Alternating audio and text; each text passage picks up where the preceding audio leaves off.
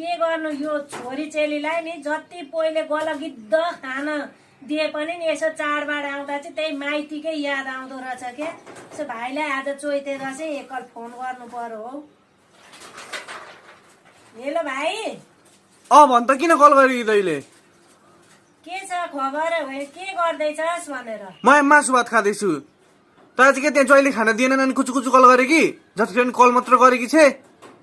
होइन नि भाइ, यसो के यसो?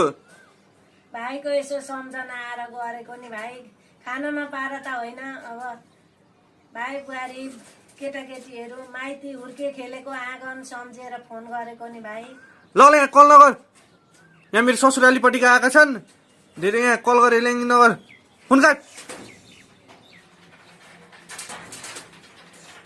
ल भाइ ल। के छ अरू? ठिकै छ भाइ? ठिकै छ। किन झर्किएको भाइ? फोन काट दे।